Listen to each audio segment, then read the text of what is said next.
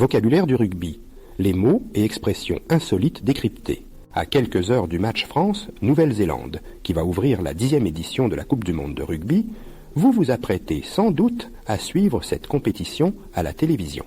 Mais êtes-vous sûr d'être prêt et de tout connaître au lexique si particulier de ce sport ?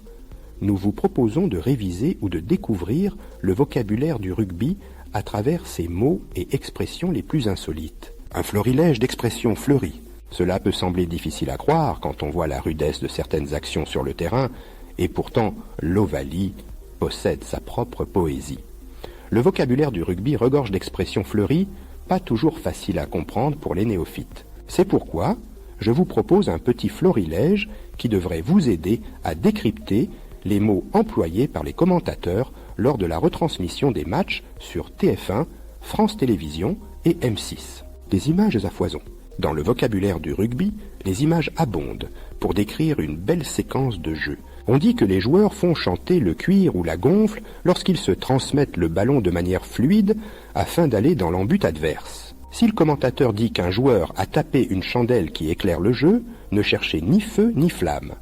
Taper une chandelle consiste à envoyer le cuir dans les airs d'un grand coup de pied afin de débloquer la situation face à une défense bien regroupée. Et si un coéquipier parvient à récupérer la balle derrière les défenseurs, on dit que cette action a réussi à éclairer le jeu. Le cochon est dans le maïs signifie que le match est en train de basculer en faveur d'une équipe. Cette expression popularisée par le journaliste Pierre Salviac est aussi employée quand un joueur de l'équipe adverse sème la zizanie et se rapproche dangereusement de la ligne de but. Dans un registre encore plus martial, on dit que les joueurs sortent les casques à pointe quand ils font preuve d'un engagement physique intense ou brutal sur le terrain. Cette expression fait bien sûr référence aux casques utilisés par les armées prussiennes puis allemandes jusqu'à la Première Guerre mondiale. De l'humour en cas de maladresse. Si le ballon chante lorsqu'il y a du beau jeu sur le terrain, il peut se transformer en parpaing, en brique, voire en saucisson quand les joueurs font preuve de maladresse. On dit qu'un joueur balance un parpaing ou envoie une brique lorsqu'il fait une passe mal ajustée qui met en difficulté son coéquipier. Sur une touche, le lanceur doit se montrer précis pour que le sauteur puisse se saisir du ballon.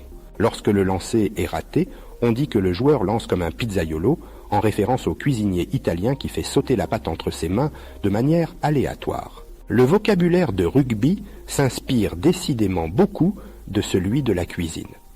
Si vous entendez qu'un joueur est au frigo, ne vous inquiétez pas pour les risques d'hypothermie. Cette expression signifie simplement qu'il a été averti par un carton jaune et qu'il doit rester pendant 10 minutes sur le banc de touche. En cas de carton, jaune ou rouge, on dit aussi que le joueur a pris une biscotte, des termes qui prêtent à confusion. Dans le vocabulaire du rugby, certains mots prêtent à confusion. Par exemple, si le mot caramel vous évoque la douceur d'une friandise, sachez que sur le terrain, il désigne un plaquage violent. On parle aussi de tampon ou de bouchon. Lors des matchs de la Coupe du Monde de rugby 2023, vous entendrez peut-être parler de chistera. Ce mot risque de vous surprendre puisqu'il s'agit d'un accessoire utilisé par les joueurs de pelote basque. Dans le monde de l'Ovalie, faire une chistera consiste à faire une passe dans son dos avec le bras opposé. Par exemple, envoyer le ballon à droite avec son bras gauche. C'est ce mouvement courbé du bras qui rappelle la chistera utilisée en pelote basque. Quand un commentateur parle d'une vilaine cravate, il ne fait bien sûr pas référence au style vestimentaire des rugbymen, mais à un geste fautif, considéré comme jeu dangereux. Faire une cravate, c'est tendre le bras pour frapper un autre joueur au niveau de la gorge. Et ça, c'est vraiment très vilain. Si vous entendez l'expression cadrage des bords ou CADDEB, sachez qu'il s'agit de l'abréviation de cadrage débordement. Cette action consiste pour un attaquant à foncer sur un adversaire avant de faire une feinte en changeant brusquement de direction. Le but de la manœuvre est bien sûr de déborder l'adversaire en le surprenant par un soudain pas de côté.